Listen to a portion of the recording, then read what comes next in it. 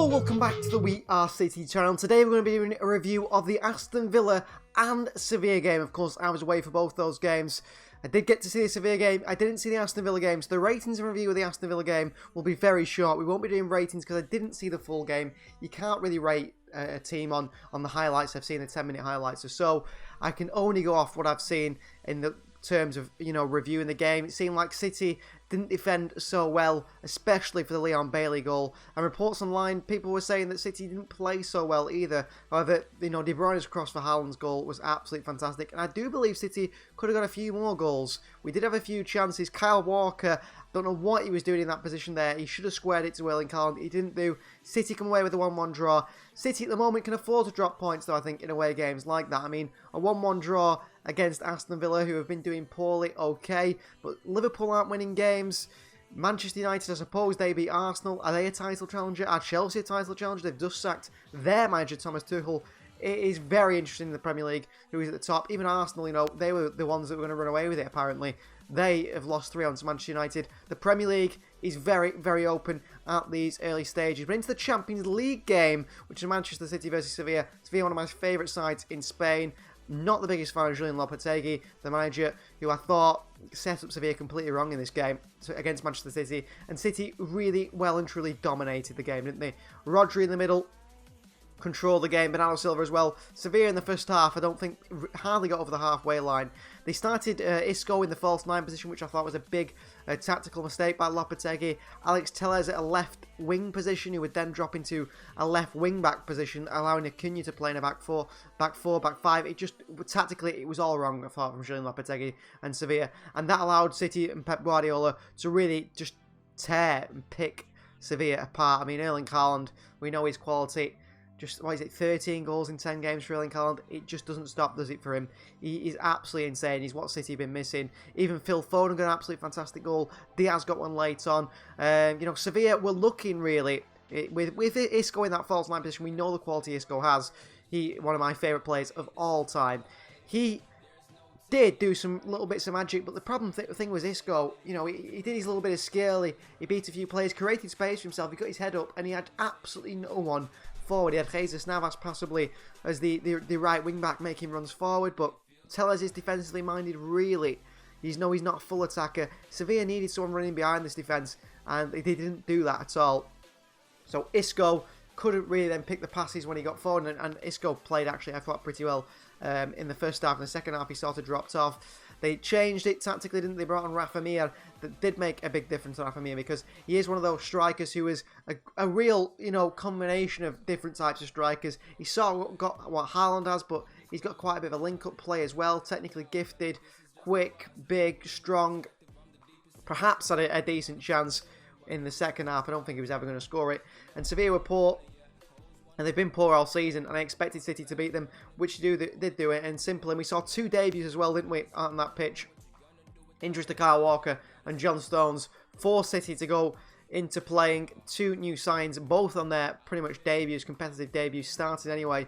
Sergio Gomez started at the left-back position, and Manuel AKANJI started centre-back. AKANJI, I thought, was very impressive. Physical, quick, and also, I think the more he plays in this team, the more confidence he gets. I think the more passes he'll pick. Let's have a look at the player ratings anyway. We'll look at AKANJI and go with his rating. But I was very impressed with AKANJI. I think there's a lot to come from him. The same for Sergio Gomez as well. So Ederson gets a 6 for the Sevilla game.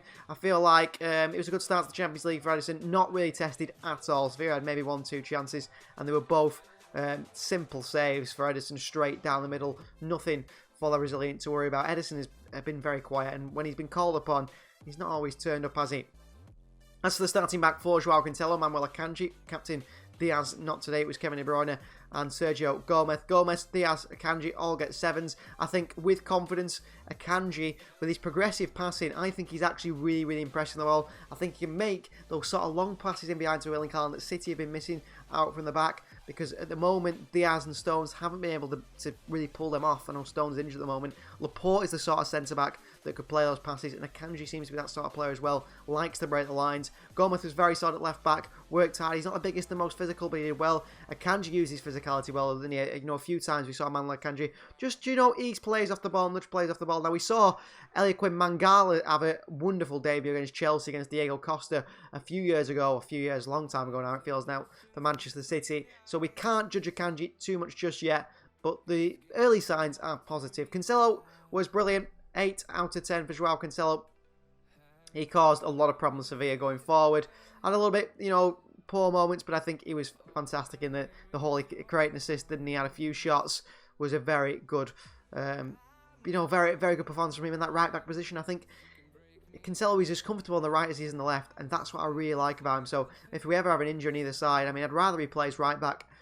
Creatively, he's much better than Kyle Walker, but defensively we do need Kyle Walker. So, you know, we will miss Kyle Walker. He's out in his injury. We don't know the extent of that injury quite yet. Rodri in the middle was just brilliant as always. Picks the ball up, passes it, lays it off. Picks the ball up, passes it, lays it off. It's just come so easy to him, and he breaks up play as well. Bernardo Silva alongside him, who's played quite a lot on the season so far on the right. Bernardo Silva in the middle today, he was very solid, very solid. Don't think the level that Rodri was, in fact, today. De Bruyne, I thought, had an average game. Didn't have these best of games, didn't have the worst of games, just an average game for KDB. Especially, I think you've got to think about the standards KDB sets. At the moment, he's not quite at his own standards. Phil Foden was fantastic on that right-hand side, moved to the left-hand side in the second half.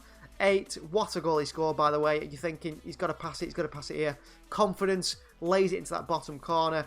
Erling Haaland, I've given man of the match up top. 9 out of 10 rating for Erling Haaland.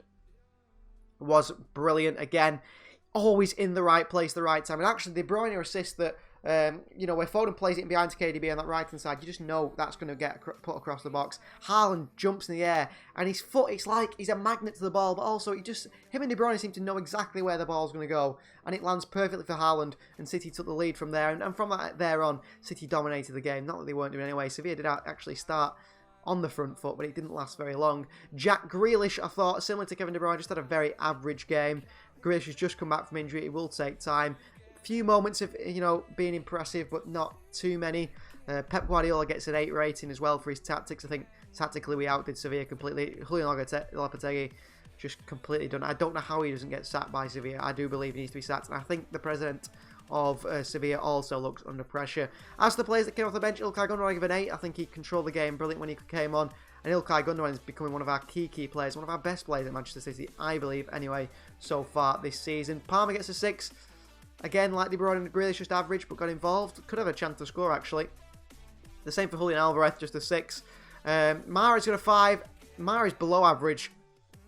He's not yet there, Mahrez, is he? That is worrying. I do believe he should be there, and he's just lacking something, Riyad Mahrez, so far this season. I'm not sure what it is. Maybe it's just a bit of fitness, a bit of sharpness, a bit of game time. I think like Mahrez is one of those players. Similar to Kevin De Bruyne, he has to keep playing games. The more games you play him, the better he does play. And then we could see the better side of Riyad Mahrez. At the moment, we're not seeing that. And then finally, Calvin Phillips, who came on for his Champions League debut. His Manchester City debut, I think, competitive. Has he played for us yet? He came on in that West Ham game. Solid when he came on. Actually, I have to say, progressive passing-wise, Calvin Phillips looks brilliant. Making some really nice switches out to that right-hand side to it was Riyad Mahrez in that second half. I do like his passing range, Calvin Phillips, and I do think he perhaps offers a different type of pass, a different style of pass to Rodri. Rodri's very much a controller, picks the passes, breaks up play, very good tight possession, you call it. You know, the ball close to him, can sort of take it around a few players around him. Calvin Phillips isn't that player, but with space, I think Calvin Phillips can be a real asset to this Manchester City side. As you saw, you know, the likes of Mahrez, like I said, on that right side, Calvin Phillips' pass style is very different to Rodri. Rodri seems to switch it, sort of a lofted switch that falls into the player. Calvin Phillips seems to get a bit of a sort of a forward angle curl on it, and it gets a player, if they run onto it, in a real attacking position. And that's what I liked about Calvin Phillips when he came on. I do think he's going to be an asset in the Champions League. Him and Rodri alongside each other in the bigger Champions League away games, and then finding wide players, and Calvin Phillips finding them, whether it's the overlapping fullbacks that or they play inside and it's the wingers out wide. Calvin Phillips actually looks to be a top asset. And then obviously I said about Erling Haaland being the man of the match, the king of the game. He's unbelievable, isn't he, Erling Haaland? Unbelievable. How many goals are going to get this season? He's got 13, like I said, in 10. This guy is going to get better and better and better. And this City team is looking really strong at the moment. I think we're lacking a little bit fullback-wise, but hopefully Rico Lewis and Esbrand, who are pictured in the first team photo, so obviously Pep Guardiola rates them highly. They are now part of the first team. They could get a lot of game time this season, especially in the likes of the Carabao Cup and the FA Cup. Thank you very much for watching. Please do like the video if you're not already. Subscribe to the channel. And also our We Are City new Master League series in Manchester City has started. Every Monday, Wednesday and Friday episodes come out. If you're part of the We Are City membership club, though, you get to see all those videos early or extended if you're part of the Bronze Club. We'll see you guys next time. And also, let us know in the comments down below your ratings and your review of the game. Let us know what you thought about the Villa game. I didn't manage to catch that. Maybe you guys can give you a bit of an insight into that one. We'll see you next time.